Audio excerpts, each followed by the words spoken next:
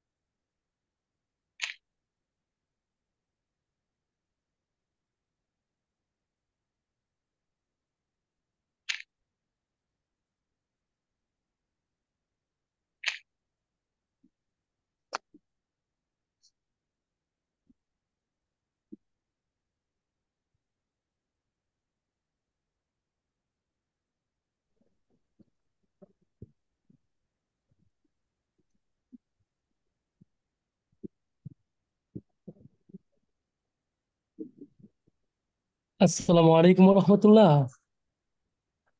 ওয়ালাইকুম আসসালাম রহমতুল্লাহ। ওয়ালাইকুম আসসালাম ওয়া রাহমাতুল্লাহ। কেমন আছেন ভাইজান? আছি আলহামদুলিল্লাহ, সবাই কি ভালো আছেন? আলহামদুলিল্লাহ। কোথা থেকে বলছেন? আমি গাজীপুর টঙ্গী থেকে। গাজীপুরি সাপ। ভাই টঙ্গী কোন জায়গায় টঙ্গী বাজার নাকি এই পশ্চিম থানা জেলাখালি? 27, গাজীপুরা 27। আকাশ। আমি খাপাড়া থেকে টঙ্গী খাপাড়া থেকে ভাইয়া। আব্দুল্লাহ হাতিমি সাহেব ভালো আছেন? জি আলহামদুলিল্লাহ, ভালো আছেন? হ্যাঁ ভালো, আমি তো আমার সাথে দেখা করতে চাই কিন্তু আমি ব্যস্ততার কারণে আর দেখা করতে পারি নাই। দেখা ভাই করবো টঙ্গী বলছিলাম। বাজার থেকে বলতেছিলাম, টঙ্গী বাজার। টঙ্গী বাজার নাম কি? বউ বাজার, বউ বাজার ভাই। জুবাইর হাসান। জি ভাই, জি ভাই। আহ, কাছি আমরা। তা আমরা তো ইচ্ছা করলে সবাই দেখা করতে পারি, যারা টঙ্গী আসি একদিন। আসেন পরে ইনশাল্লাহ একদিন, আসেন ইনশাল্লাহ। ইয়াতে কালকে আসেন এই আমাদের খরতুর মাহফিলে। কোথায় রে? আসলে ভাইয়া আমার বাড়ি তো খাপাড়া, টঙ্গীতে, কিন্তু আমি তো ট্রিটমেন্ট করতেছি ঢাকার বাইরে। কোন জায়গায় এটা ভাই, মাহফিল? মাহফিল করতে হলে ইয়াতে যে আমাদের ইমাম ওলামা ঐক্য পরিষদের সাবেক সেক্রেটারি আমাদের ইয়া ভাইয়ের 27 কি 51 ওয়ার্ড ইমাম ঐক্য নাকি? পরিষদের। স্থানটা একটু বললে সুবিধা হইতো, আমি এগুলো এদিকে বেশি চিনি না তো, সাথে সাথে। আপনাদের আপনাদের কত নং ওয়ার্ড? 51 ওয়ার্ড। ও, বুঝছি, আমাদের 54 নং। 54 চিনি, 54 তো ওই যে আপনাদের নাসির মোল্লা।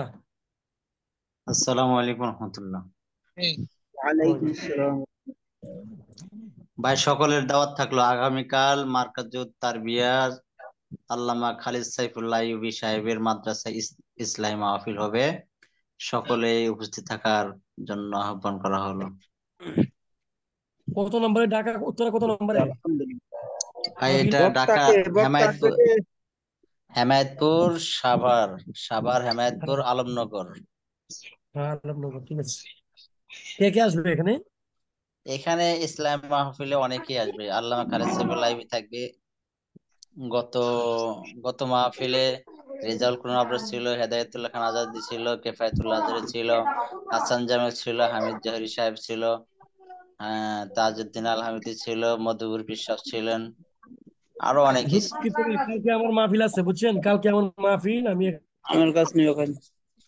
আসসালামু আলাইকুম ওয়া রাহমাতুল্লাহি না, ওয়া বারাকাতুহু। হানি ভাঙ্গাইতে বড় ভাই। ওস্তাদ জি চলে আসছে, আমরা কেউ কথা না বলি। আসসালামু আলাইকুম ওয়া রাহমাতুল্লাহি ওয়া বারাকাতুহু। ওয়ালাইকুম আসসালাম ওয়া জি, রাহমাতুল্লাহি ওয়ালাইকুম ওয়া ওয়া বারাকাতুহু। বারাকাতুহু। এই দুটো গাছের মধ্যে আছে। সবাই ভালো আছেন আপনারা? জি আলহামদুলিল্লাহ, আলহামদুলিল্লাহ। আপনার থেকে কেমন? কেমন আছেন? আলহামদুলিল্লাহ। জি আলহামদুলিল্লাহ। সবাই শুকরিয়া, মিউট হয়ে যাবে আলহামদুলিল্লাহ। আমরা।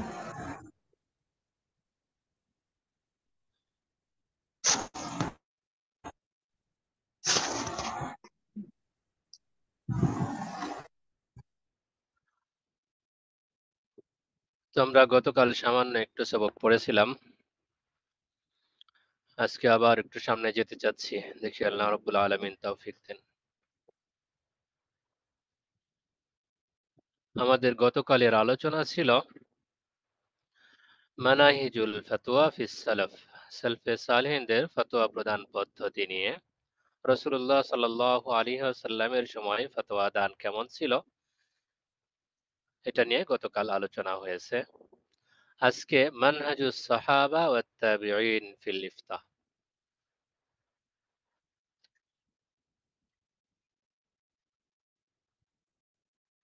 সাহাবী এবং তাবিঈদের ফতোয়া প্রদান পদ্ধতি আজকের আলোচনা। বিসমিল্লাহির রহমানির রহিম। وإنما جاء في حديث معاذ رضي الله تعالى عنه ثابت من عدة صحابة العمل به। মুআজ রাদিয়াল্লাহু তাআলা আনহুর হাদিসে বর্ণিত বিষয়বস্তুর উপর অনেক সাহাবীর আমল প্রমাণিত রয়েছে। ফাকাদ আখরাজাদ দারিমি রাহিমাহুল্লাহু তাআলা ফি সুনানিহি আন শুরাইহিন। হযরত দারিমি রাহমাতুল্লাহি আলাইহি তার সুনানে দারিমিতে বর্ণনা করেছেন হযরত শুরাইহ রাহমাতুল্লাহি আলাইহি থেকে, আন্না উমর ইবনুল খাত্তাব রাদিয়াল্লাহু তাআলা আনহু কাতাবা ইলাইহি। হযরত ওমর ফারুক রাদিয়াল্লাহু তাআলা আনহু তার কাছে চিঠি প্রেরণ করেছেন। ইন্না কি ইন জাআকা শাইউন ফি কিতাবিল্লাহি ফাকজি বিহি। হযরত মুআজ রাদিয়াল্লাহু তাআলা আনহুর কাছে চিঠি প্রেরণ করেছেন এই মর্মে, ইন জাআকা শাইউন ফি কিতাবিল্লাহি ফাখযি বিহি।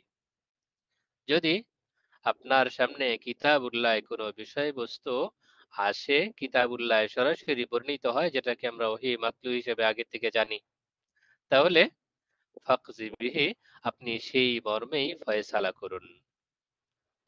ওয়ালা ইয়ালফিতান্নাকা আনহুর রিজাল, সেখান থেকে কোনো মানুষ যেন আপনাকে সরাতে না পারে।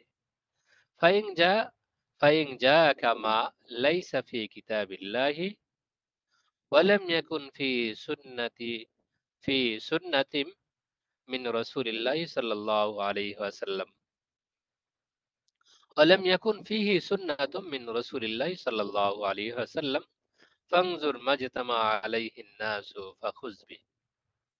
আর যদি আপনার সামনে এমন কোনো ফয়সালা উপস্থাপিত হয় যা কিতাবুল্লাহতে নেই, কিতাবুল্লাহতে আপনি পাচ্ছেন না, আবার রাসূলুল্লাহ সাল্লাল্লাহু আলাইহি ওয়াসাল্লামের সুন্নাহর মাঝেও সেটা নেই, ফানজুর মাজতামা আলাইহিন নাস, তখন আপনি লক্ষ্য করুন মানুষ একত্রিত হয়েছে, অর্থাৎ ইজমা হয়েছে মানুষের এইরকম বিষয় কোনটি, ফাখুজবি, আপনি সেটাই গ্রহণ করুন।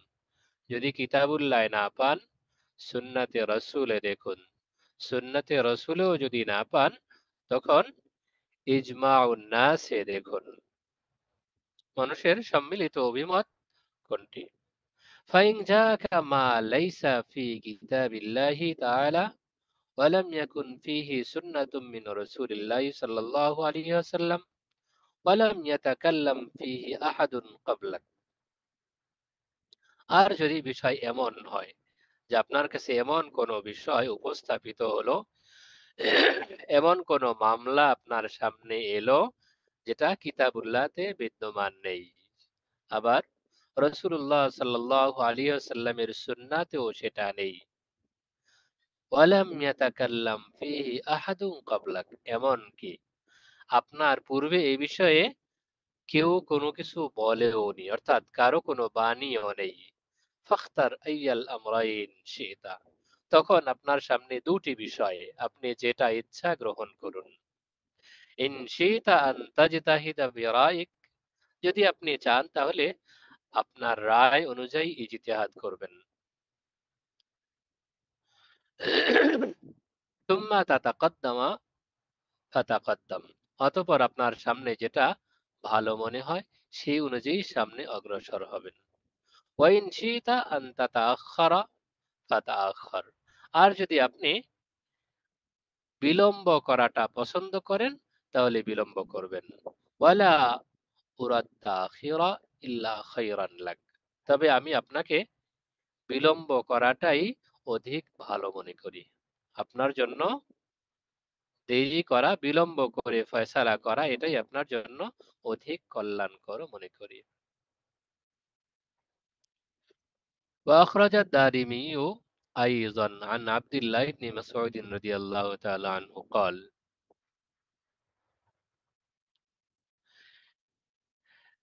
হযরত দারিমি রহমতুল্লাহি আলাইহি আব্দুল্লাহ ইবনে মাসউদ রাদিয়াল্লাহু তাআলা আনহু থেকে আরো বর্ণনা করেছেন, তিনি বলেন, ফাইদা সুইলতুম আন শাইইন ফানজুরু ফি কিতাবিল্লাহ, যখন আপনি কোনো বিষয় সম্পর্কে জিজ্ঞাসিত হন তখন লক্ষ্য করুন কিতাবুল্লাহ কি আছে। ফাইল্লাম তাজিদুহু ফি কিতাবিল্লাহি, যদি আপনারা কিতাবুল্লাহতে সেটা না পান, ফাফি সুন্নতি রাসূলিল্লাহি সাল্লাল্লাহু আলাইহি ওয়াসাল্লাম, তখন রাসূলুল্লাহ সাল্লাল্লাহু আলাইহি ওয়াসাল্লামের সুন্নায় লক্ষ্য করুন। ফাইল্লাম তাজিদুহু ফি সুন্নতি রাসূলিল্লাহি সাল্লাল্লাহু আলাইহি ওয়াসাল্লাম, যদি রাসূলুল্লাহ সাল্লাল্লাহু আলাইহি ওয়াসাল্লামের সুন্নাতেও না পান, ফামাজতামা আলাইহিল মুসলিমুন, তখন লক্ষ্য করুন মুসলমানরা সম্মিলিত সিদ্ধান্তে উপনীত হয়েছে, অর্থাৎ ইজমা হয়েছে কোন বিষয়ে সেটার দিকে দেখুন। ফাইল্লাম ইয়াকুন ফিমা ইজতামা আলাইহিল মুসলিমুন ফাজতাহিদ বিরাইক, যদি সেখানে মুসলমানদের ইজমাও না পান, তাহলে আপনার রায় অনুযায়ী ইজতিহাদ করুন। وأخرج أيضا عن عبد الله بن يزيد قال তিনি আব্দুল্লাহ ইবনে ইয়াজিদ থেকেও বর্ণনা করেছেন, তিনি বলেন কান ইবনু আব্বাস রাদিয়াল্লাহু তাআলা আনহুমা ইযা সুইলা আন আমরিন ফাকানা ফিল কুরআনি আখবারা বিহি। যখন হযরত আব্দুল্লাহ ইবনে আব্বাস রাদিয়াল্লাহু তাআলা আনহুমাকে কোনো বিষয়ে প্রশ্ন করা হতো, ফাকানা ফিল কুরআন, আর সেটা কুরআনুল কারীমে থাকতো, আখবারা বিহি, তিনি সে বিষয়ে সংবাদ দিতেন। ওয়াইন লাম ইয়াকুন ফিল কুরআন, আর যদি কুরআনুল কারীমে না থাকতো, ওয়াকানা আন রাসূলিল্লাহি সাল্লাল্লাহু আলাইহি ওয়াসাল্লাম, আর সেটি রাসূলুল্লাহ সাল্লাল্লাহু আলাইহি ওয়াসাল্লামের সুন্নাতে থাকতো, আখবারা বিহি, তিনি সে সম্পর্কে সংবাদ দিতেন। ওয়াইন লাম ইয়াকুন, আর যদি সুন্নাতে রাসূলেও না থাকতো, ফাআন আবি বকর ওয়া উমর রাদিয়াল্লাহু তাআলা আনহুমা, তাহলে হযরত আবু বকর সিদ্দিক রাদিয়াল্লাহু তাআলা আনহু এবং ওমর ফারুক রাদিয়াল্লাহু তাআলা আনহু, তাদের দুজন থেকে জেনে জানাতেন, সংবাদ দিতেন। ফাইল লাম ইয়াকুন, যদি তারাও না থাকতো, ক্বালা ফীহি বিরাই, তখন তিনি তাতে নিজের রায় ইজতিহাদ করতেন, নিজের রায় অনুযায়ী ফয়সালা দিতেন। وأخرج البيهقي عن مسلمة بن مخلد أنه قام على زيد بن ثابت رضي الله تعالى عنه فقال,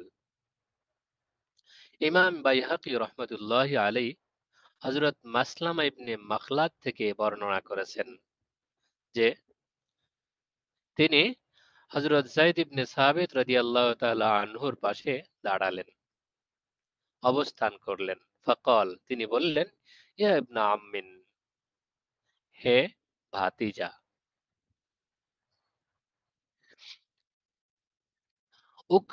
উকরিহুনা আলাল কাযাই, আমাদেরকে কখনো কখনো বিচার কার্য সম্পাদন করতে বাধ্য করা হয়, তখন আমাদের ব্যাপারে ফয়সালা কি?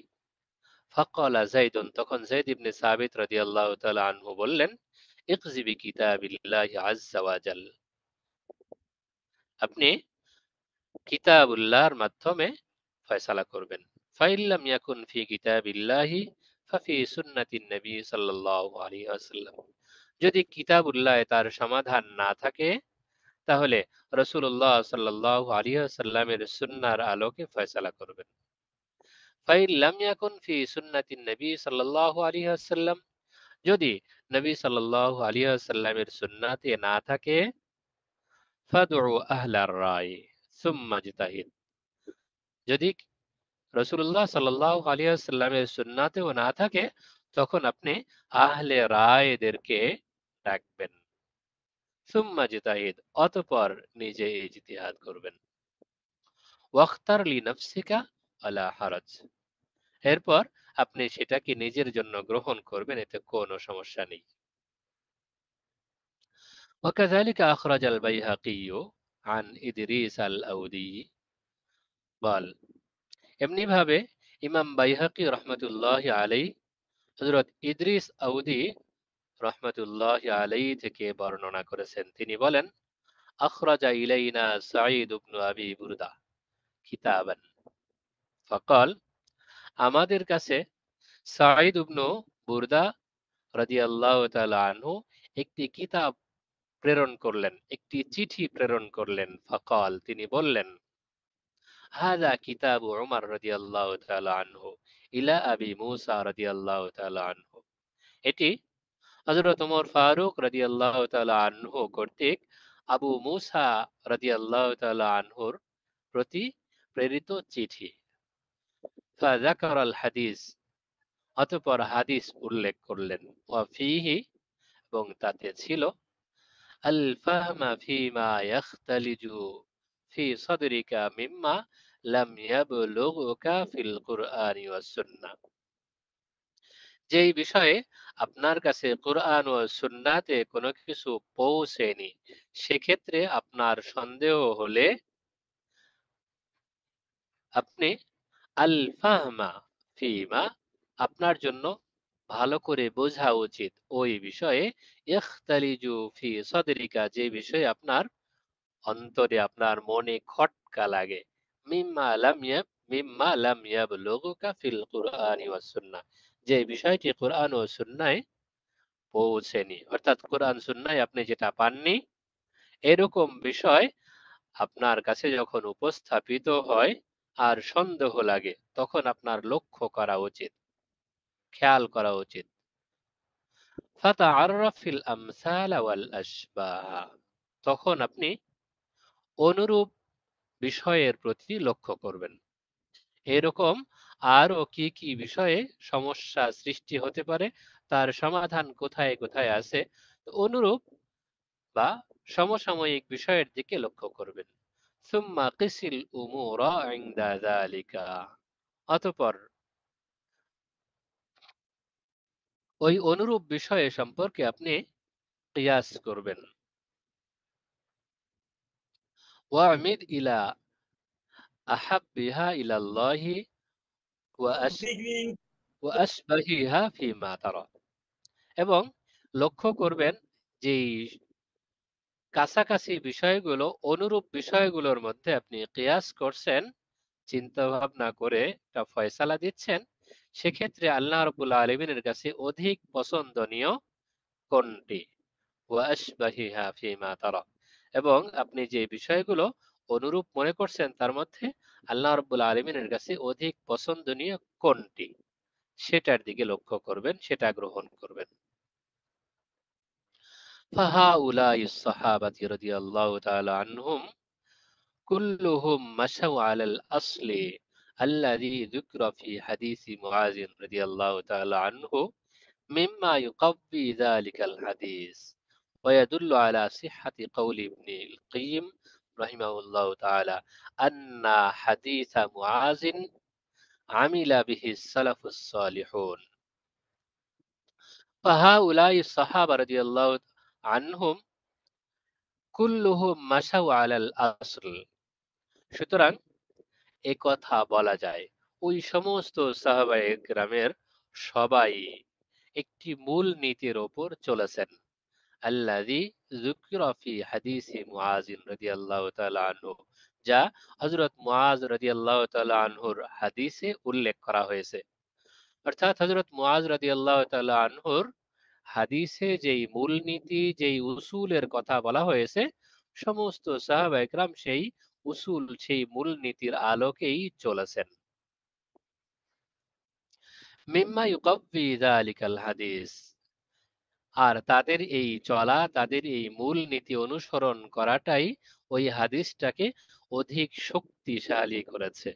আমরা পেছনে হাদিস নিয়ে আলোচনা করেছিলাম, যেখানে হাদিস নিয়ে সামান্যতম আপত্তি ছিল, কালাম ছিল, যে যেই সাহাবী, যেই রাবি হাদিসটি বর্ণনা করেছেন, তিনি কার থেকে বর্ণনা করেছেন, সুনির্দিষ্ট ব্যক্তি পাওয়া যাচ্ছিল না। সেখানে অনেক ধরনের তাবিল করা হয়েছে, এর মধ্যে একটা বড় কথা ছিল নির্দিষ্ট কোনো ব্যক্তি থেকে বর্ণনা করে এক বিশাল জামাত থেকে বর্ণনা করা হয়েছে।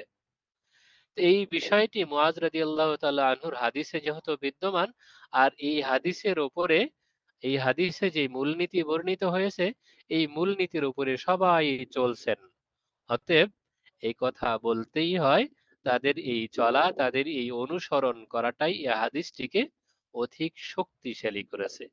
ويدل على صحة قول ابن القيم رحمه الله تعالى أن حديث معاذ عمل به السلف الصالحون, আর এই বিষয়টি দালালত করে যে ইবনুল কাইয়িম রাহিমাহুল্লাহ তাআলার এই দাবিটাকে সহিহ, ওয়ায়াদুল্লু আলা সিহহাতি কওল ইবনুল কাইয়িম, আর ইবনুল কাইয়িম রাহমাতুল্লাহি আলাইহি এর এই কওল, এই উক্তিকে, এই উক্তির সত্যতা বা সঠিকতার প্রতি দালালত করে। আন্না হাদিসা মুআযিন আমিলা বিহি সালাফুস সালিহুন, যে মুআজ রাদিয়াল্লাহু তাআলা আনহুর হাদিসের উপরেই আমাদের সালাফে সালেহিন পূর্ববর্তী মুরব্বীরা অনুসরণ করেছেন, হাদিসের উপর আমল করেছেন। তাহলে এখানে আমাদেরও একটা বিষয় বারবারই মাথায় আনা চাই। আমাদের সামনে যে কেউ যে কোনো বিষয়ে প্রশ্ন করুক, যে কোনো বিষয়ে উপস্থাপন করুক, সেখানে আমাদের প্রথম কাজ হবে এই প্রশ্নের সরাসরি উত্তর কিতাবুল্লাহতে আছে কি না আমি একটু খুঁজে দেখব। যদি সরাসরি কিতাবুল্লাহতে পেয়ে যাই তাহলে ফয়সালা কিতাবুল্লাহর। কোরআনুল কারীমে যদি ফয়সালা থাকে সেটাই আমরা নিজেরা মানব, অন্যদেরকে শোনাবো, জানাবো। যদি এই কিতাবুল্লাহ কোরআনুল কারীমে সরাসরি না পাই তাহলে দেখব হাদিস শরীফে আছে কিনা। যদি হাদিস শরীফে থাকে তাহলে হাদিস শরীফ যেখানে আছে সেটাই গ্রহণ করব। যদি হাদিস শরীফেও না পাই তখন তৃতীয় পর্যায়ে দেখতে হবে সাহাবায়ে কেরাম, আইম্মাই আজমাইন, সালাফে সালেহিন তাদের ইজমা আছে কিনা। যদি ইজমা পাওয়া যায় তাহলে তৃতীয় পর্যায়ের দলিল ইজমা। প্রথমে কিতাবুল্লাহ, তারপরে সুন্নাতে রাসূল, তৃতীয় পর্যায়ে ইজমা। যদি ইজমা এটাও না পাওয়া যায় চতুর্থ পর্যায়ের কাজ হলো কিয়াস।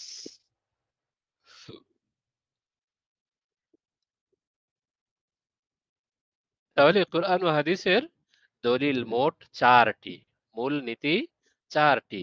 এই চারটি এখান থেকে আমরা স্পষ্টভাবে পেলাম। কিতাবুল্লাহ সেখানে যদি পাওয়া যায় অবশ্যই মানতে হবে, সুন্নাতে রাসূল সেখানে পাওয়া গেলে অবশ্যই মানতে হবে, ইজমা, ইজমায়ে উম্মত সেখানে পাওয়া গেলে অবশ্যই মানতে হবে। যদি এই তিনটার কোথাও না পাওয়া যায় তাহলে চতুর্থ পর্যায়ে এসে কিয়াস করতে হবে, অনুরূপ বিষয়ের সঙ্গে তুলনা করে, যেটা আল্লাহ রাব্বুল আলামিনের পছন্দ, আল্লাহর রসুলের পছন্দ, যেটা অনুরূপ বিষয়ের মধ্যে সবচেয়ে ভালো সেটা গ্রহণ করতে হবে। এটা চতুর্থ পর্যায়ের শরীয়তের দলিল।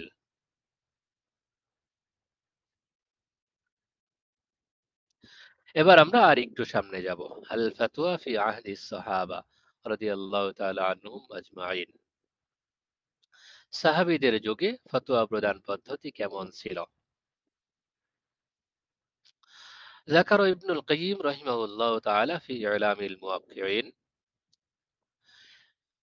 আল্লামা ইবনুল কাইয়িম জাওজিয়া রাহিমাহুল্লাহ তাআলা তার ইলামুল মুওয়াক্কিঈন গ্রন্থে বর্ণনা করেছেন আন্নাল্লাযীনা হুফিজাত মিনহুমুল ফুতিয়া মিন আসহাবি রাসূলিল্লাহ সাল্লাল্লাহু আলাইহি ওয়াসাল্লাম মিআতুন ওয়া নাইফুন ওয়া সালাসুনা নাফসান মা বাইনা রাজুলিন ওয়া ইমরাতিন। যারা রাসূল করিম সাল্লাল্লাহু আলাইহি ওয়াসাল্লামের সাথী সঙ্গীদের মধ্যে, সাহাবায়ে কেরামের মধ্যে পুরুষ মহিলা উভয় শ্রেণী থেকে ফতোয়ার কাজটি সংরক্ষণ করেছেন, ফতোয়ার বিষয়গুলো সংরক্ষণ করেছেন, তাদের সংখ্যা হলো 130 থেকে সামান্য কিছু বেশি।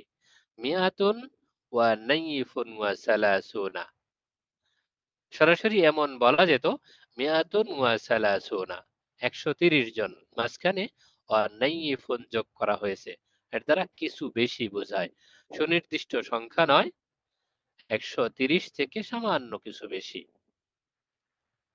মা বাইনা রজুলিন ওয়া ইমরাতিন, এদের মাঝে পুরুষও ছিল মহিলাও ছিল। ফতোয়া প্রদানের দায়িত্ব পালন করেছেন সাহাবায়ে কেরামের মাঝে এই 130 থেকে সামান্য কিছু বেশি। ফাকান আল মুকসিরুনা মিনহুম সাবআন, এই যে 130 বা 130 থেকে কিছু বেশি বলা হলো, এদের মাঝে অধিক পরিমাণ ফতোয়া প্রদান করতেন মাত্র 7 জন।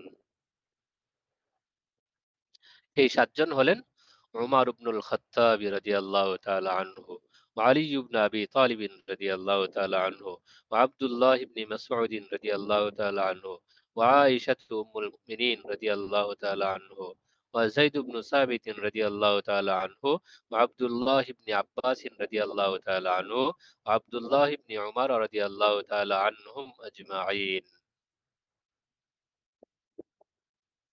এদের সংখ্যা মাত্র 7 জন। আমরা মনে রাখার স্বার্থে এইভাবে খেয়াল করতে পারি। এটা কখনো কখনো পরীক্ষায় চলে আসে। আপনাদেরও শেষে যেহেতু পরীক্ষা হবে, যদি ঘটনাক্রমে চলে আসে তখন প্যাচ লাগতে পারে, হঠাৎ মনে রাখা কঠিন। তো মনে রাখার স্বার্থে আমরা এইভাবে বলতে পারি, 2 খলিফা, উমার ও আলী। 3 আব্দুল্লাহ, আব্দুল্লাহ ইবনে উমার, আব্দুল্লাহ ইবনে মাসউদ, আব্দুল্লাহ ইবনে আব্বাস। একজন যায়েদ ইবনে সাবিত রাদিয়াল্লাহু তাআলা আনহু, আরেকজন উম্মুল মুমিনিন আয়েশা সিদ্দিকা রাদিয়াল্লাহু তাআলা আনহা। তাহলে 2 খলিফা, 3 আব্দুল্লাহ, 5 জন, যায়েদ ইবনে সাবিত 6, আয়েশা সিদ্দিকা রাদিয়াল্লাহু তাআলা আনহা 7। এভাবে পয়েন্ট আকারে একটু খেয়াল করে মুখস্থ রাখলে আশা করি পরীক্ষায় পর্যন্ত থাকবে এবং সারা জীবন মনে রাখা সহজ হবে।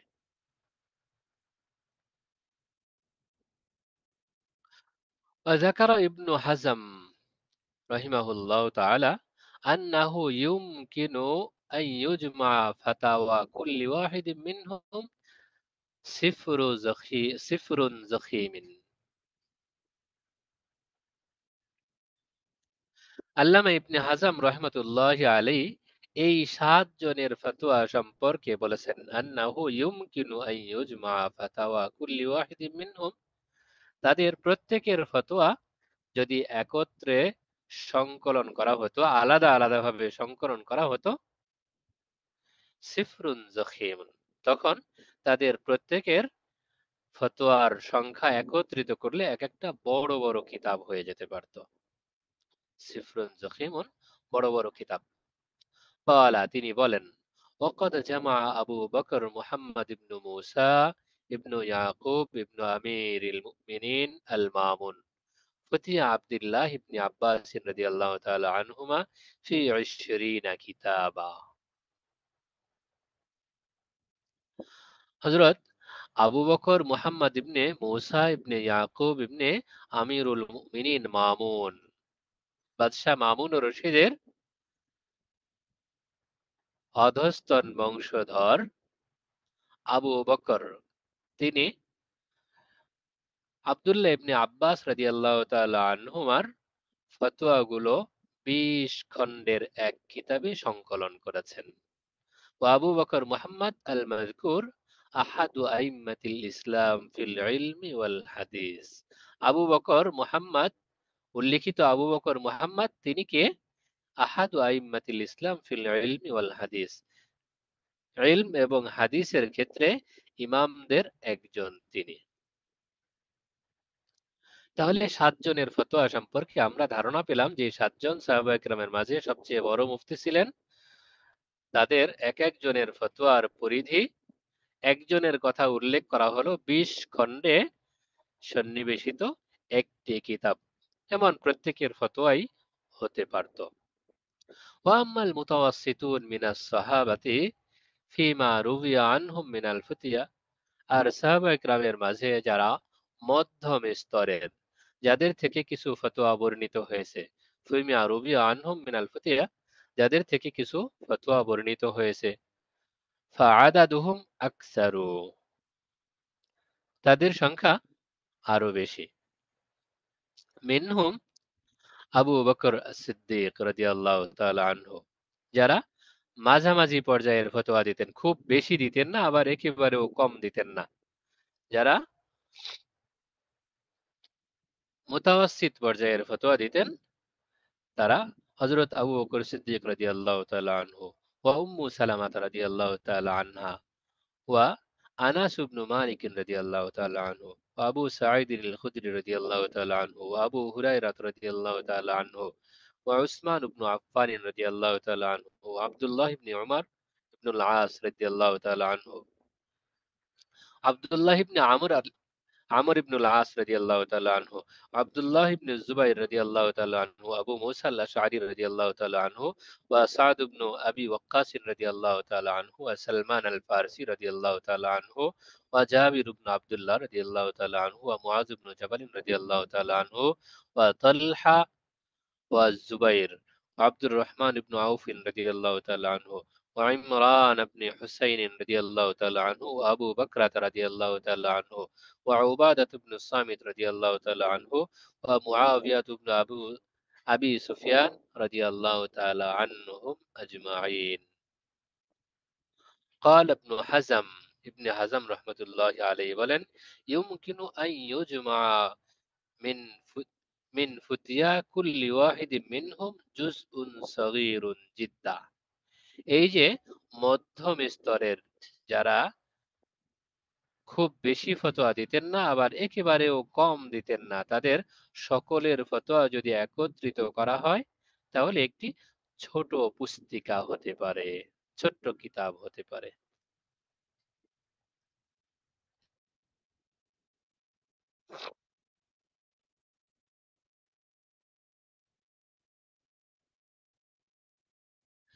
এখানেও এসে আমাদের পরীক্ষার দিকে লক্ষ্য করে সহজ একটা বিষয় উপস্থাপন করা যেতে পারে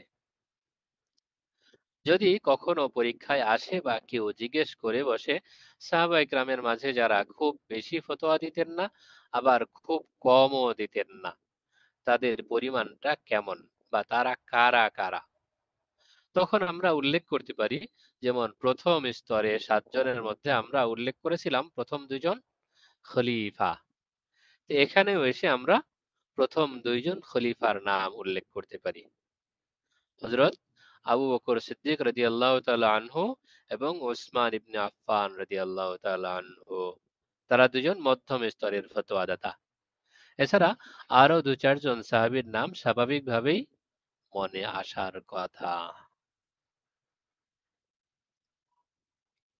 والباقون من الصحابة رضي الله تعالى عنهم مقلون في الفتاوى রাসূল করিম সাল্লাল্লাহু আলাইহি ওয়াসাল্লামের যত সাহাবা ছিলেন তাদের সবাই ফতোয়া দিতেন না মাত্র 7 জন বড় বড় সাহাবী মুফতি ছিলেন তারা অধিকাংশ ক্ষেত্রে ফতোয়া দিতেন সবাই তাদের দিকেই রুজু করতেন যে কোনো ফতোয়া জিজ্ঞাসা করা হলে সবাই তাদেরকে দেখিয়ে দিতেন অমুকের কাছে যান অমুকের কাছে যান অমুকের কাছে যান এটা তো আমরা পেছনে শুনেই এসেছি এরপরও মাঝামাঝি পর্যায়ে আরো 2-4 জন মাঝে মাঝে ফতোয়া প্রদান করতেন সেটার বিবরণও গেল এরপরে বাকি যারা আছেন মাঝে মাঝে সামান্য কিছু ফতোয়া দিতেন ওয়াল বাকুর মিনাস সাহাবাতি রাদিয়াল্লাহু আনহুম মুকিল্লুনা ফিল ফাতাওয়া সাহাবায়ে কেরামের মাঝে অবশিষ্ট কতিপয় আছেন যারা খুব কম ফতোয়া প্রদান করতেন লা ইউরওয়া আন ওয়াহিদিম মিনহুম ইল্লাল মাসআলাতু ওয়াল মাসআলাতান যাদের কেউ কেউ মাত্র একটি বা দুইটি মাসালা বর্ণনা করেছেন ওয়াজিয়াদাতুল ইয়াসিরাতু আলা যালিক আর কেউ তার থেকে সামান্য কিছু কেউ একটি কেউ দুটি কেউ হয়তো বা 3-4টি বা 5-7টি ফতোয়া কখনো দিয়েছেন মাসালা দিয়েছেন এটা উল্লেখ করার মতো নয় ويمكن أن يجمع من فتيا جميعهم جزء صغير بعد التفصي والبحث তাদের সকলের ফতোয়া যদি একত্রিত করা হয় যারা একটা দুটা করে ফতোয়া দিতেন তাদের সকলের ফতোয়া যদি একত্রিত করা হয় তাহলে একেবারেই ক্ষুদ্র একটি পুস্তিকা হতে পারে এর বেশি না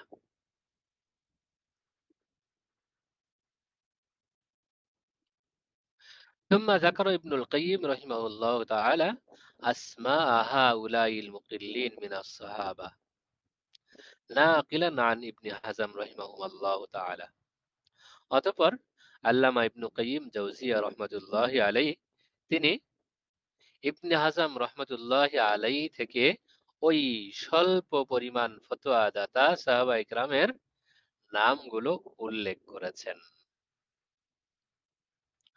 ثم استغرب أنه عد منهم ماعزا والغامدة رضي الله تعالى عنهما অতঃপর তিনি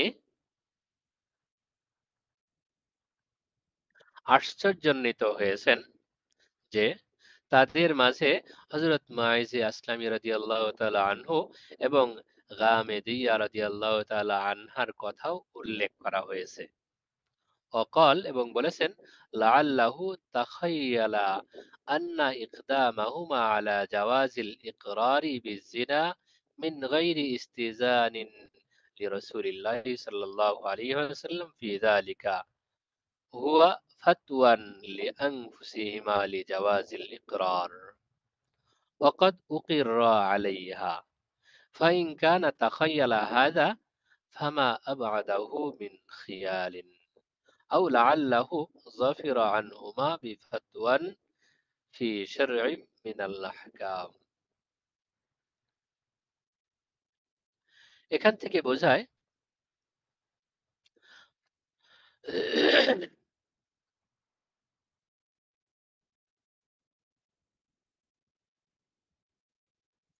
لعله تخيل أن إقدامهما على جواز الإقرار بالزنا من غير استئذان لرسول الله صلى الله عليه وسلم في ذلك যে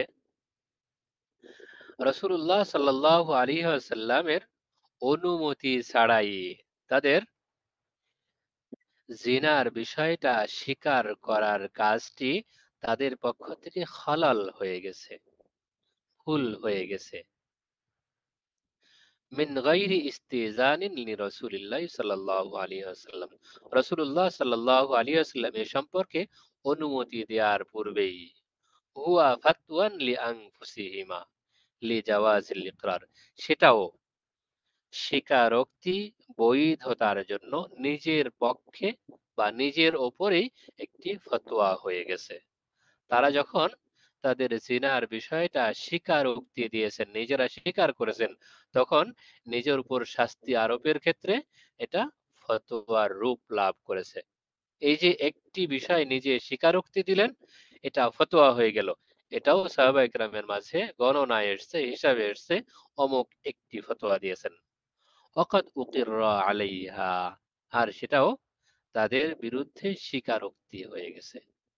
ফাইন কানা তাখায়্যালা হাযা ফামা আবআদুহু মিন খিয়ালিন, যদি এটা তাদের পক্ষ থেকে হালাল হয়ে থাকে, ভুল চুক হয়ে থাকে, ফামা আবআদুহু মিন খিয়ালিন, তাহলে তাদের এই ভুল হয়ে যাওয়াটা, তাদের মুখ ফসকে বেরিয়ে যাওয়াটাও এটা দূরবর্তী কোনো বিষয় নয়। আও লাআল্লাহু যাফিরা আনহুমা বিফাতওয়ান ফি শাইইন মিনাল আহকাম।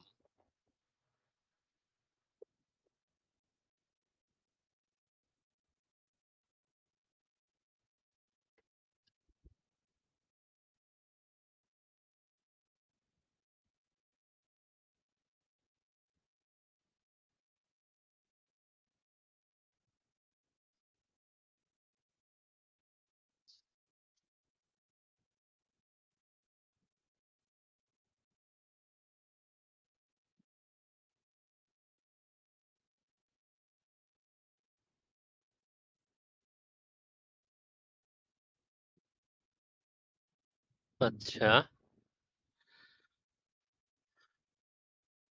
আও লাআল্লাহু যাফিরা আনহুমা বিফাতওয়ান ফি শাইইন মিনাল আহকাম,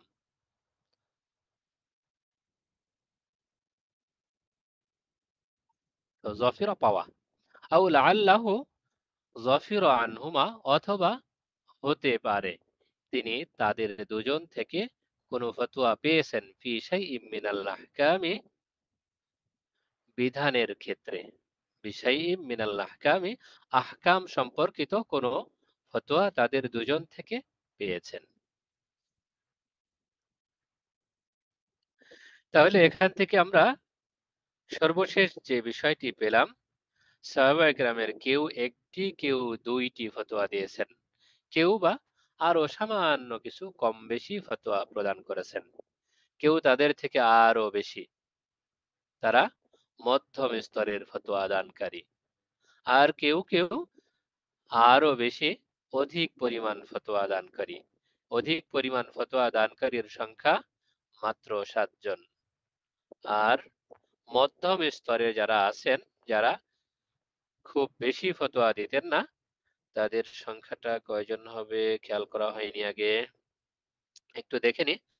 আবু বকর সিদ্দিক রাদিয়াল্লাহু তাআলা আনহু, উম্মু সালামা রাদিয়াল্লাহু আনহু, আনাস ইবনে মালিক রাদিয়াল্লাহু আনহু, আবু সাঈদ আল খুদরি রাদিয়াল্লাহু আনহু, আবু হুরায়রা রাদিয়াল্লাহু আনহু, উসমান ইবনে আফফান রাদিয়াল্লাহু আনহু, আব্দুল্লাহ ইবনে উমর ইবনে আব্দুল্লাহ ইবনে আমর ইবনে আস রাদিয়াল্লাহু আনহু, আব্দুল্লাহ ইবনে জুবাইর রাদিয়াল্লাহু আনহু, আবু মুসা আল আশআরী রাদিয়াল্লাহু আনহু, সাদ ইবনে আবি ওয়াক্কাস রাদিয়াল্লাহু আনহু, সালমান আল ফারসি রাদিয়াল্লাহু আনহু, জাবির ইবনে আব্দুল্লাহ রাদিয়াল্লাহু আনহু, মুআজ ইবনে জাবাল রাদিয়াল্লাহু আনহু, তালহা রাদিয়াল্লাহু আনহু, জুবাইর রাদিয়াল্লাহু আনহু, আব্দুর রহমান ইবনে আউফ রাদিয়াল্লাহু তাআলা আনহু, ইমরান ইবনে হুসাইন রাদিয়াল্লাহু আনহু, আবু বকর রাদিয়াল্লাহু আনহু, উবাদাতু ইবনে সামিত রাদিয়াল্লাহু আনহু, মুআবিয়া রাদিয়াল্লাহু তাআলা আনহু। মোটামুটি 20 জন। তাহলে 7 জন অধিক পরিমাণ ফতোয়া দিতেন, 20 জন মাঝামাঝি পর্যায়ের ফতোয়া প্রদান করতেন, খুব বেশিও না কমও না। আর সামান্য কিছু সাহাবায়ে কেরাম, কেউ একটি দুইটি, কেউ বা আরো সামান্য কিছু কম বেশি ফতোয়া প্রদান করতেন। এই আমাদের আজকের আলোচনা।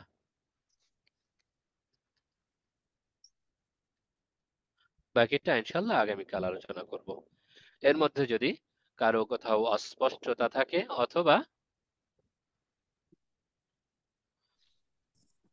এই সম্পর্কিত আসসালামু আর আলাইকুম কোনো কথা ওস্তাদ। জানার মতো থাকে। ওয়ালাইকুম আসসালাম ওয়া রাহমাতুল্লাহি ওয়া আবু বারাকাতুহু। বকর সিদ্দিক এবং আবু বাকরাতা ওনারা তো দুইজন ছিলেন না? জি জি, দুজন। একজন আবু বকর সিদ্দিক রাদিয়াল্লাহু আনহু খলিফাতুল মুসলিমিন, আর একজন আবু বকরা, দুজন ভিন্ন ভিন্ন। ওস্তাদ জি, আসসালামু আলাইকুম। ওয়ালাইকুম আসসালাম ওয়া রাহমাতুল্লাহ। এই আমি গতকালকে একটা মাসালার সম্মুখীন হয়েছি, মানে এই জন্য গতকালকে জিজ্ঞাসা করতে বলেছিলাম, তা আপনি অসুস্থ দেখা আর জিজ্ঞাসা করা হয় নাই। আমি গতকালকে বিতির নামাজটা, মানে বিতিরের দোনো দিকে সালাম ফিরানোর পর আমার মনে হয়েছে যে আমার উপর সেজদা সাহু ওয়াজিব ছিল। তখন আমার জন্য কি করা, যে হ্যাঁ সেজদা সাহু দেবো নাকি আবার নতুন করে নামাজ পড়তে হইব? যদি নামাজের উভয় দিকে সালাম ফেরানোর পরেও কারো মনে হয় যে আমার উপর সিজদায়ে সাহু ওয়াজিব ছিল, আদায় করা হয়নি, তাহলে যতক্ষণ পর্যন্ত নামাজ ভঙ্গের কোনো কারণ সংঘটিত না হবে জি ততক্ষণ জি সিজদায়ে সাহু করা যাবে। জি উস্তাদ জি, আমি কালকে এটাই করছি, সাথে সাথে সেজদা সাহু দিয়া তারপরে আমি নামাজটা শেষ করছি। তো ভাবছি যদি আমার নামাজটা না হয় পরে আমি আবার কাজা করে নেবো আর কি। যাক, না, শুক্রিয়া। এতে সমস্যা নেই। শুকরিয়া। ওস্তাদ জি, আমার একটা প্রশ্ন ছিল। জি যদি 4 রাকাত বিশিষ্ট নামাজের মধ্যে স- সুন ফরজ, 4 রাকাত বিশিষ্ট ফরজ নামাজের মধ্যে তৃতীয় রাকাতের মধ্যে শুধু সূরা ফাতিহা পড়তে হয়, তৃতীয় চতুর্থ রাকাতের মধ্যে সূরা জি শুধু শুধু সূরা ফাতিহা পড়তে হবে, ওই জায়গার মধ্যে ভুলে আমি অন্য সূরা মিলিয়ে ফেলছি। জি এখন কি আমার উপর সাহস ওয়াজিব হবে? জি না, 4 রাকাত বিশিষ্ট ফরজ নামাজের তৃতীয় এবং চতুর্থ রাকাতে সূরা ফাতিহার সাথে অন্য সূরা অন্য না সূরা, মিলানো মুস্তাহাব। খেয়াল জি। রাখবেন, আহ ফরজ না নামাজের মিলানো তৃতীয় ও চতুর্থ রাকাতে সূরা আসসালামু ফাতিহার আলাইকুম। সাথে অন্য সূরা না মিলানো আসসালামু মুস্তাহাব। আলাইকুম। যখন মিলিয়ে ফেলেছেন তখন মুস্তাহাবের খেলাফ হয়েছে, আর মুস্তাহাবের খেলাফ সুন্নাতের খেলাফের কারণে সিজদায়ে সাহু ওয়াজিব হয় না। সিজদায়ে সাহু ওয়াজিব হয় যদি ওয়াজিব, কেউ অনিচ্ছায় ওয়াজিব ছেড়ে দেয়। জি। জাযাকাল্লাহ খায়রা ওয়া আহসানুল জাযা। বারাকাল্লাহ। আসসালামু আলাইকুম। আসসালামু আলাইকুম উস্তাজ। ওয়ালাইকুম তাহলে আসসালাম। যদি সুন্নত 4 রাকাত বিশিষ্ট সুন্নত নামাজ, যদি উভয় রাকাতে তো 4 রাকাতে সূরা মিলাতে হয়, এখন যদি 4 রাকাতে সূরা না মিলে 2 রাকাত সূরা মিলাইলো আর 2 রাকাত সূরা মিলাই নাই, 4 রাকাত সুন্নত, তাহলে এটা কি একই অবস্থা?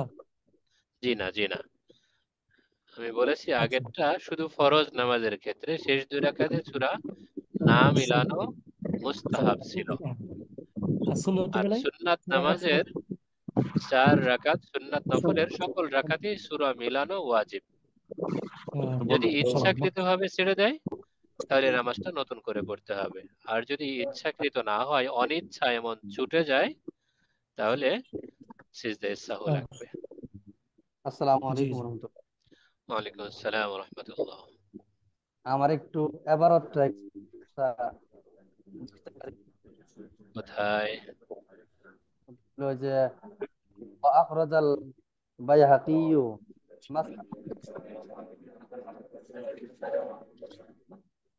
রাদিয়াল্লাহু তাআলা আনহু ফাকালা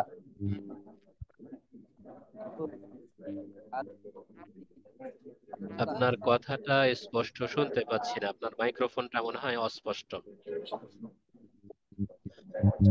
আখরাজাল বাইহাকি আন মাসলাম ইবনে মাখলাদ, এখান থেকে।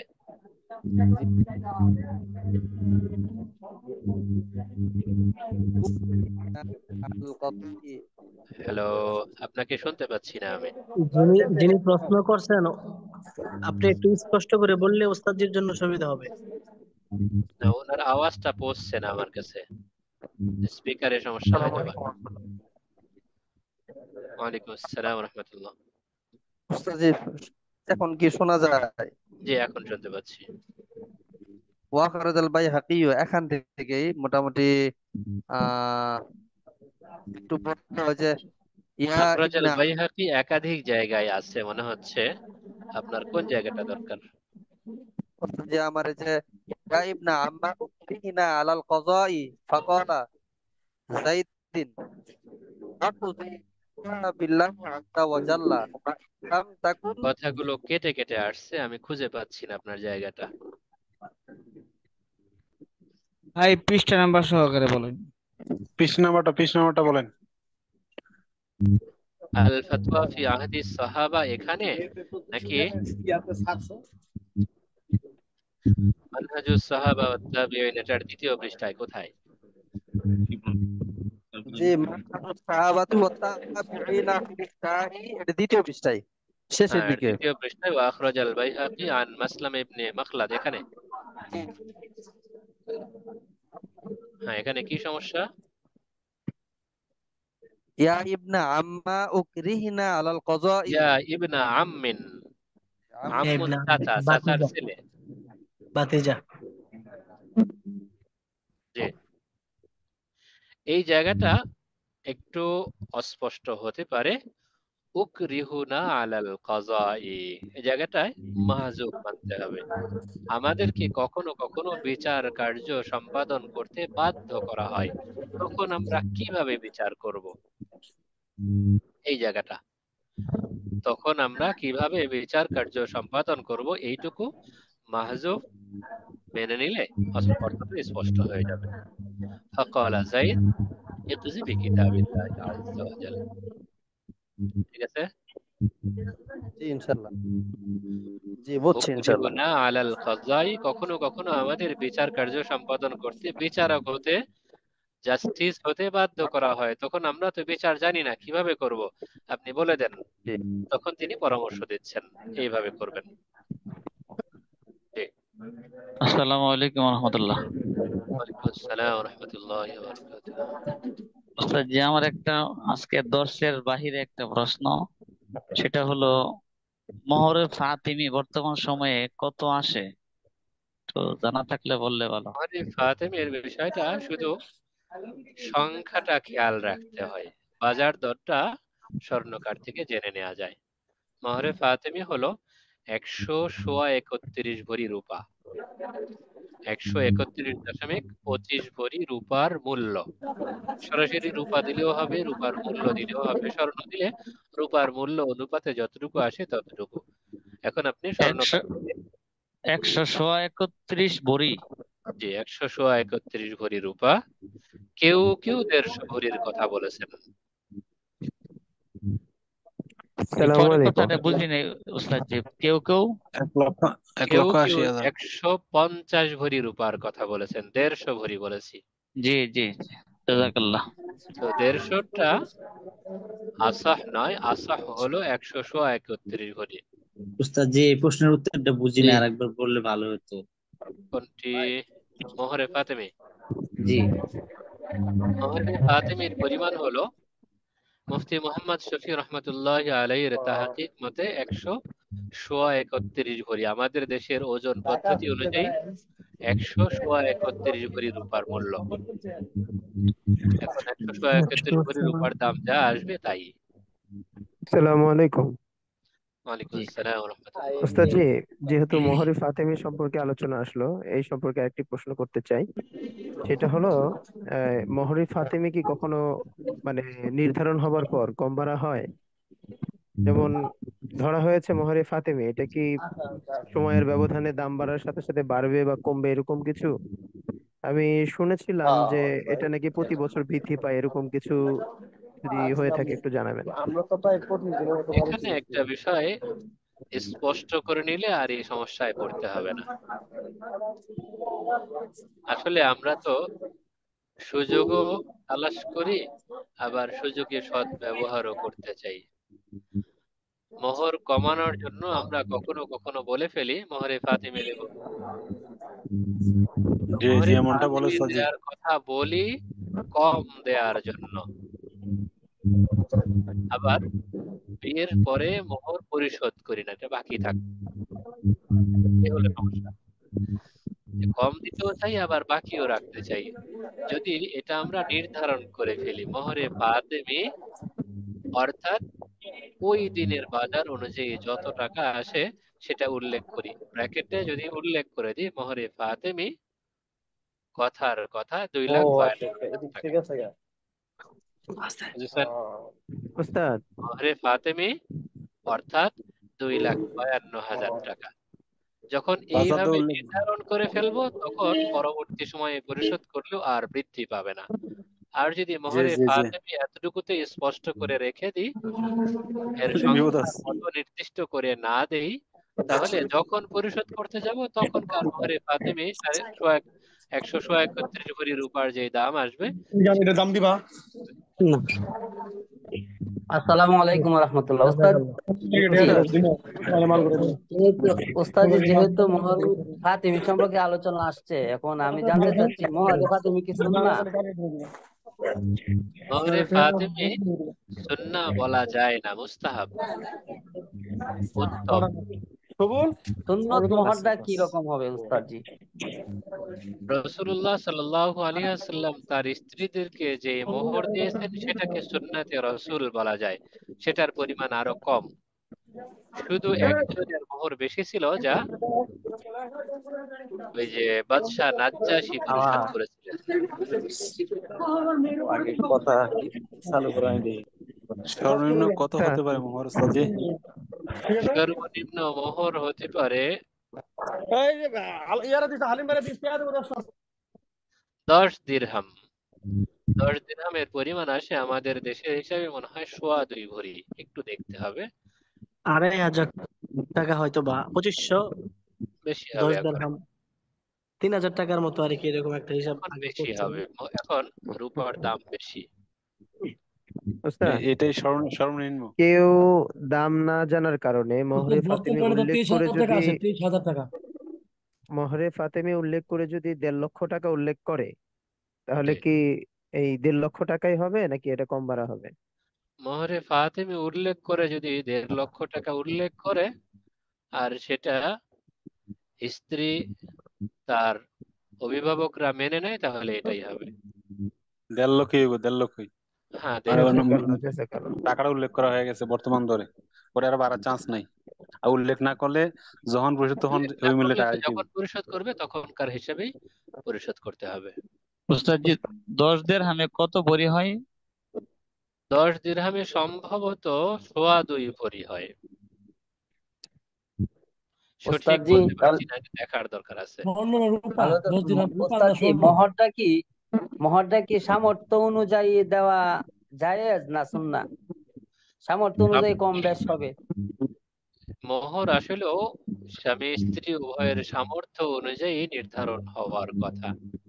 স্বামীর সামর্থ্য আছে 10,000 টাকার, কিন্তু আঞ্চলিক প্রচলন অনুযায়ী লেখা হলো 5 লাখ টাকা, সে সারা জীবনেও পরিশোধ করতে পারবে না, কম না হওয়া চাই। ওস্তাদ জি মোহর নির্ধারণ তো স্বামী স্ত্রী উভয়ের মতামত লাগে, কিন্তু ওই এখন মোহর স্ত্রীর কথা বললে গার্জেন কথা বলে, এটা কি ঠিক? উভয়ের, স্বামী স্ত্রীর উভয়ের মতামত এখানে এইভাবে বলা আসলেও কঠিন। আসলেও মেয়েটাকে তার বাবা ছোট থেকে যে বড় করেছে, আমাদের দেশের প্রচলন আর আরব আমিরাতের প্রচলন একরকম হয় না। আরব আমিরাতের প্রচলন যতটুকু শোনা যায়, তারা এই সন্তানকে, এই মেয়েটাকে ছোট থেকে বড় করতে যে পরিমাণ খরচ হয়েছে এর সম্ভাব্য দ্বিগুণ ধরে মোহর আদায় করেন। তার ছোটবেলা থেকে এ পর্যন্ত মানুষ করতে তার পেছনে যত খরচ হয়েছে সম্ভাব্য এর দ্বিগুণ মোহর উঠিয়ে নেন। এটা যেমন হাদিস মোতাবেক মনে হয় ওস্তাদ। হাদিস মোতাবেক না ওস্তাদজি? এইভাবে বলতে পারি না, হাদিস মোতাবেক আমার জানা নেই, আমি প্রচলন বলছি। আচ্ছা। সৌদি আরবে এবং আশপাশের যে আরব দেশগুলো আছে সেখানের স্বাভাবিক প্রচলন এইরকম শুনেছি, এই মেয়েটাকে ছোটবেলা থেকে বড় করতে যে পরিমাণ খরচ হয়েছে এর সম্ভাব্য দ্বিগুণ উঠিয়ে নেওয়া হয়। আর আমাদের দেশের অবস্থা সম্পূর্ণ উল্টো। আমাদের দেশের সাধারণত মেয়েরা স্কুল কলেজ পড়ুয়াই বেশি, মাদ্রাসা পড়ুয়া শতকরা হিসাবে আনা কঠিন। তো স্কুল কলেজ পড়ুয়া হওয়ার কারণে তারা মোহর সম্পর্কে ধারণাই রাখে না। তারা বুঝে যেটা মোহর উল্লেখ করা হলো, এটা যদি ঘটনাক্রমে তালাক দিয়ে দেয় তখন এই টাকাটা আমি পেয়ে যাব। জি, এটাই। ওস্তাদ জি, বাসর রাতে স্বামী হাত পা ধরে মাফ চায়, মাফ করে দেয়, আবার যখন তালাক হয়ে যায় তখন ঘরনার দাবি করে। এটা আমাদের দেশের অবস্থা। ওস্তাদ জি, যৌতুক যৌতুক। ওস্তাদজি মেয়েদের রূপা জি রূপা আর ওস্তাদি, ওস্তাদজি বর্তমান তোলা আর আমাদের ভরি সমাজ কি এভাবেই চলে। একরকম? তোলা আর হ্যাঁ, ভরি কি এক? ওস্তাদজি তোলা মাফ আর চাইলে ভরি এক। যদি স্ত্রী ক্ষমা করে দেয়, পরবর্তীতে যদি আবার দাবি করে তখন কি দিতে হবে না? যদি অবশ্যই দিতে প্রকৃত হবে। অর্থে ক্ষমাই করতো তাহলে তার পরে দাবি করতো না। জি। ওস্তাদ জি, কোনো কিন্তু সংসার যদি আলাদা হয় এই সেক্ষেত্রে সময় এসকে ক্ষমা করে মেয়েরা দেয়। যদি মেয়েরা যদি আলাদা করে নেয় তাহলে কি মহারণা পরিশোধ করতে হবে? বুঝিনি, আবার বলেন। সংসার আলাদা? বলছি মানে মেয়ের বাপ মা যদি মেয়েকে আলাদা করে নেয় তাহলে কি মহারণা পরিশোধ করতে হবে? আসলে মোহর নির্ধারণ হয়, মোহর ওয়াজিব হয় স্ত্রীর সঙ্গে বিশেষ সম্পর্ক স্থাপনটা বৈধ করার জন্য, তার সম্মান রক্ষার্থে। অতএব বিয়ে সংগঠিত হওয়ার পরে মোহর ওয়াজিব হয়ে যায়। এখন সংসার টিকবে কি না টিকবে এটা তো পরবর্তী বিষয়। হ্যাঁ, পরবর্তী সময়ে যদি মোহর বাকি থাকে, স্ত্রী সংসার করতে না চায়, তখন সে চাইলে মোহর যেটা বাকি আছে এটার বিনিময়ে খোলা করতে পারে। খোলা বলা হয়তো নির্দিষ্ট পরিমাণ টাকার বিনিময়ে বা নির্দিষ্ট পরিমাণ পণ্যের বিনিময়ে স্বামীর কাছ থেকে নিজেকে ছাড়িয়ে নেওয়া। এটা মোহরের বাকি টাকার বিনিময়ে হতে পারে, নগদ টাকার মাধ্যমেও হতে পারে। এটা খোলা এই করা জন্যই যায়। দেখা, এই জন্যই বাংলাদেশের সব ইয়াতে খোলা তালাক লেখা থাকে, খোলা তালাক লেখা থাকে কাজে অফিসে। হ্যাঁ, অনেকখানি থাকে। আর স্বামী তালাক দিতে চাইলে পুরোটা পরিশোধ করতে হবে। স্বামী তালাক দিতে চাইলেও পুরোটা পরিষ্কার করতে হবে, দিতে না না চাইলেও চলে পুরোটা পরিষ্কার করতে হবে। ওস্তাদজি বর্তমান সরকার তো একটা নিয়ম করেছে, এটা তো খুব সুন্দর হয়েছে। মেয়ে যদি স্বামীকে ডিভোর্স দেয় তাহলে মোহর টাকাও দিতে হয় মেয়েকে। এটা এটা সুন্দর কি একটা ব্যবহার। ভাই আব্দুল ভাই, এটা কি কার্যকর করছে? এটা ফেক আইডি থেকে আসছে। এটা একটা এটা মতামত সরকারে প্রকাশ মনে না, করছে। এটাকে ফেসবুকে সরকারের ছবি দিয়ে ছাড়ছে। হ্যাঁ, ফেক আইডি আসলে এটা এটা ভাই, ভুয়া। সরকারে বলে নাই। আচ্ছা, এরকম কোনো বিষয় আমাদের সামনে এখনো আসেনি। এরকম অনেকগুলি ফেসবুকে দিয়েছে যে বর্তমান সরকারের ছবি দিয়া তৈরি বা আচ্ছা, আমাদের মদিনাতে আজকের বিষয় নিয়ে মনে হয় আলাদা কোনো আর প্রশ্ন নেই, বোঝা যায় ভিন্ন জি বিষয়ে জি নেই। জি তাহলে জি আমরা শেষ জি করতে পারি। জি। জি আসসালামু ওস্তাদজি, আলাইকুম। জি। আমরা আওয়ারেজ অনেক আসসালামু বিষয় আপনার কাছ থেকে ওস্তাদজি জানতে পারলাম, আলহামদুলিল্লাহ, শুকরান। ওস্তাদজি আপনার শরীরটা ভালো হয়েছে গতকালকে থেকে? আলহামদুলিল্লাহ, গতকাল থেকে অনেকটা ভালো। আলহামদুলিল্লাহ, জি আল্লাহ আল্লাহ তাআলা শেফায়ে সাথে কামেল কামনা আফিয়াত নসিব দেন করেন। আমাদেরকে, আলহামদুলিল্লাহ আলহামদুলিল্লাহ। চাই আল্লাহ হায়াতে রাব্বুল আলামিন তয়্যিবা আমাদের সাথে তওয়িলা লেগে নসিব থাকার করেন তৌফিক আমাদের দান করুন। উস্তাদজিকে। আসসালামু আলাইকুম। সুবহানাল্লাহি ওয়া বিহামদিহি আসসালামু ওস্তাদজি, আসসালামু আসসালামু আলাইকুম ওয়া আলাইকুম ওয়া রাহমাতুল্লাহি ওয়া রাহমাতুল্লাহি বারাকাতুহু। ওয়ালাইকুম ওয়ালাইকুম আসসালাম ওয়া আসসালাম ওয়া রাহমাতুল্লাহি ওয়া রাহমাতুল্লাহি ওয়া বারাকাতুহু। বারাকাতুহু। ওয়া বারাকাতুহু।